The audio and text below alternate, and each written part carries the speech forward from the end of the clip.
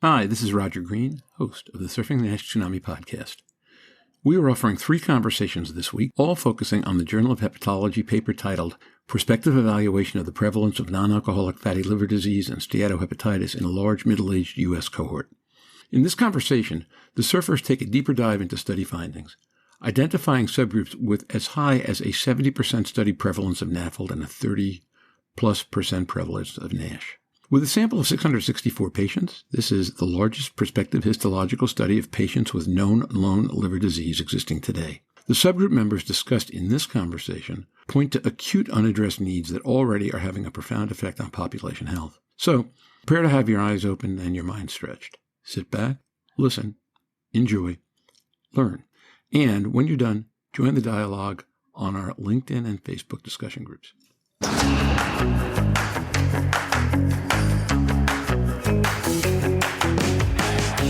Every week, a global community of fatty liver disease stakeholders comes together to explore the most important challenges in diagnosing, treating, and developing medications for patients with fatty liver diseases. Join hepatology researcher and key opinion leader Dr. Stephen Harrison, liver wellness advocate Louise Campbell, pricing and forecasting guru Roger Green, and this week's guests, hepatology researchers and key opinion leaders Dr. Naim Alkhouri and Dr. Gowrieh, as they discuss the article our 3 key opinion leaders authored recently on prevalence of NAFLD and NASH in an asymptomatic middle-aged U.S. population this week on the Surfing the NASH Tsunami podcast.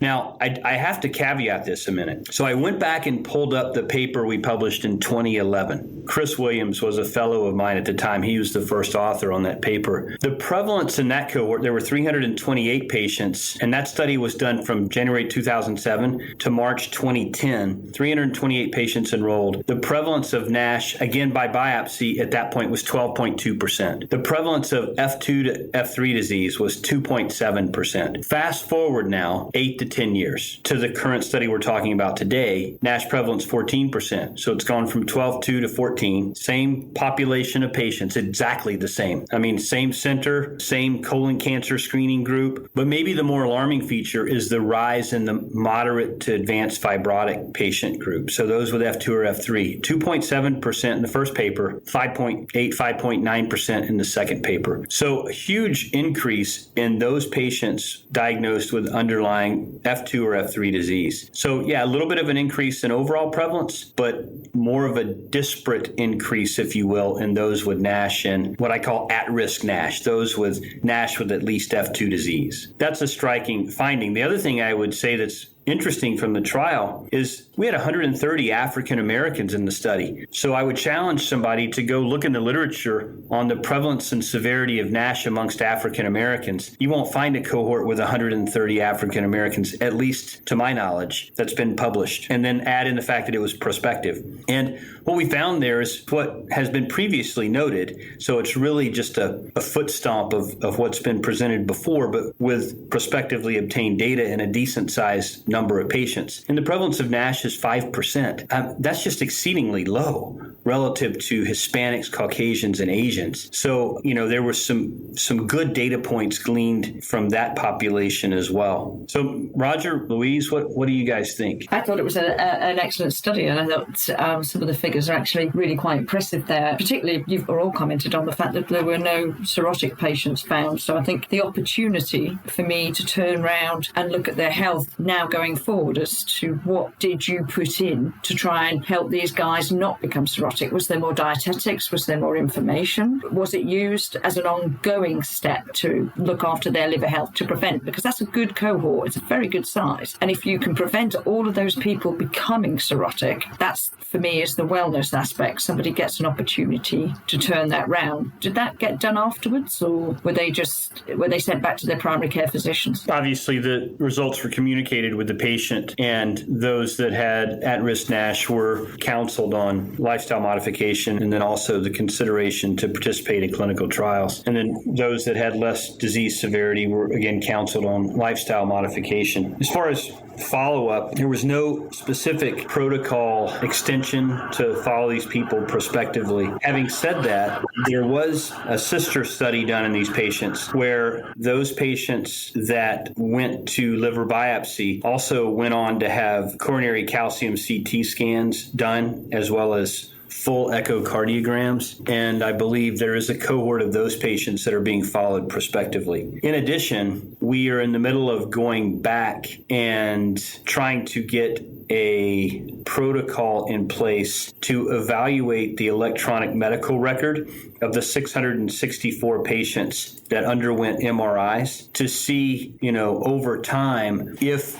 the MRI or if there's any clinical data that could predict outcomes. So as I was mentioning, the trial started in 2015, actually in August of 2015. So now it's May of 2021. There is some patients that are now almost 6 years into, or 6 years since they had their original scan. So it would be interesting now to go back and see if the baseline multiparametric CT1 score, the baseline MR elastography score, baseline ALT, AST, PDFF, diabetics, non-diabetics, if any of that could predict outcomes, whether they be cardiovascular, hepatic, or otherwise, cancer, kidney disease, any of those sorts of things. So that's currently in the works. We're going to see if we can get that done this year and hopefully report that data in short order. Fantastic. The other thing I noted was you commented on the Hispanic population. And I know that the numbers in the Native American, Alaskan, Native Hawaiian, and the Pacific Islanders was quite small, but they too showed what we expect, a very high incidence.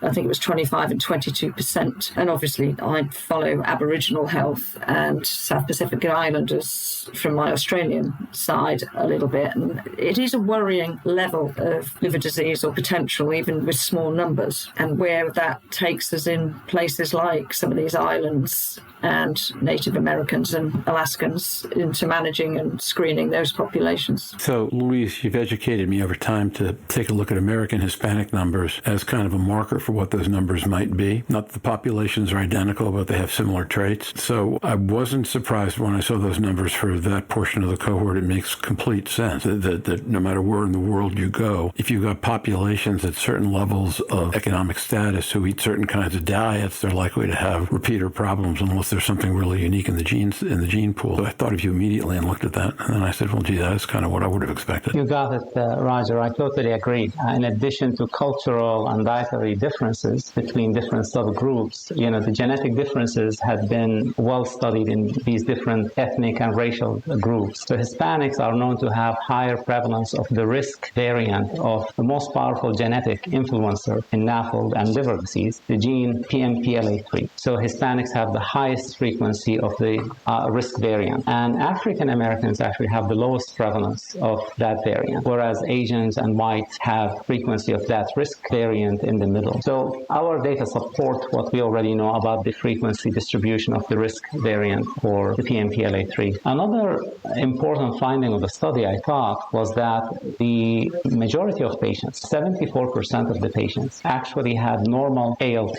This is a test that is commonly used in primary care and even GI practices to say, well, this patient has significant NAFLD or not. Now, we and others have reported that ALT level offers false reassurance. It really has poor sensitivity for detecting clinically significant NAFLD or fibrosing NASH. And that was the case in this study too. 74% of the cohort had normal ALT. Now, how does that factor in within the clinical management? I think what Stephen and Naim highlighted is that, we really have to take a different approach to risk assessment and stratification in the clinic. And maybe the new guidelines will help also advance this thought that with the availability of non-invasive testing, maybe we should look more thoroughly using these more useful methods than ALT for identifying who is really at risk NASH, who would require early intervention. Now, the approach followed in the study using state-of-the-art imaging, predetermined cutoffs as to who to offer a biopsy to, yielded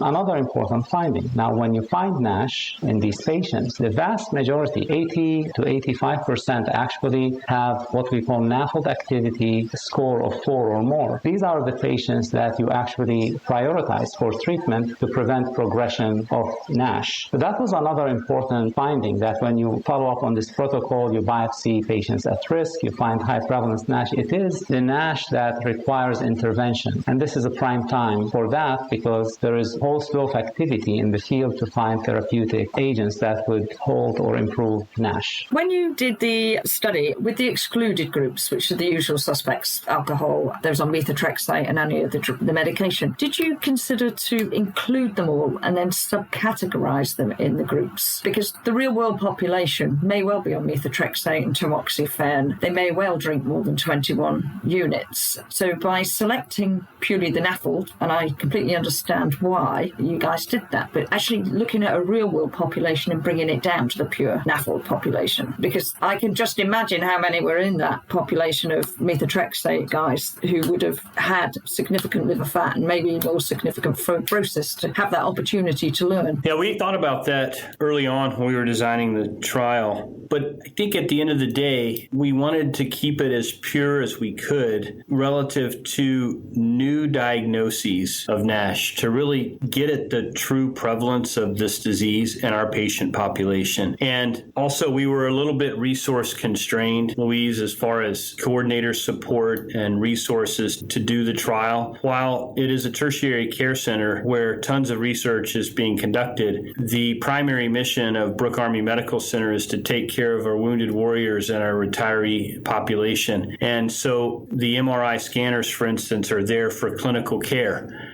And so we can't use all the scan time for research. So it was a little bit of a give and take with the IRB as far as what we were going to be allowed to do and what the radiologists were going to allow us to do and how much of their time they would spend reading the data. We also had to send the multiparametric MRIs to Prospective in Oxford, and there was a cost associated. Well, it wasn't a cost because they performed those scans in kind, but there was a limit to the number of scans we could send them. Ultimately, we also received support from EchoSense to help do the study and the analysis, and they were very, very helpful. But again, there was some limits around what that would look like. So we wanted to be as focused as we could to get as much data as we could from a representative NAFLD population. One thing we were able to do that we didn't do in the first study published in Gastro in 2011 is in the first trial, we didn't get any blood work on the quote unquote normals. This time we did, so that we would have a comparison of normal to abnormal, which I thought was very helpful. In fact, I think that made the paper even that much better. One thing we haven't talked about, and this is the topic of a forthcoming paper from the same data set, is what happened with all the non-invasives,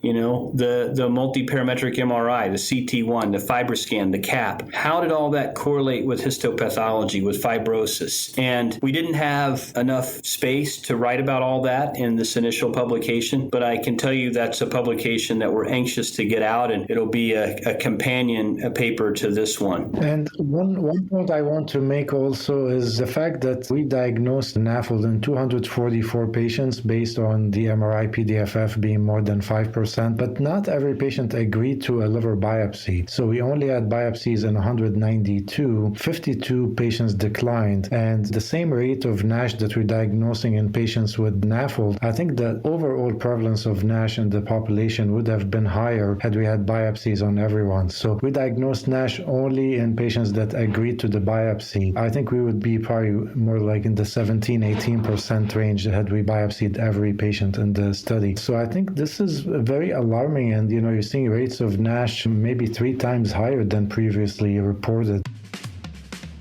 We hope you've enjoyed this recording. If you have any questions or comments about the content of this conversation or the entire episode, please send an email to questions@surfingnash.com. We will be back on Wednesday, May 19th, to discuss escalation and de-escalation of NASH therapy at different points in disease progression and management. I hope you join us then. Our guests will be Dr. Mazen Nuruddin, and Stephen and Louise will be with me as well. Until then, stay safe. See you on the podcast. Bye-bye now.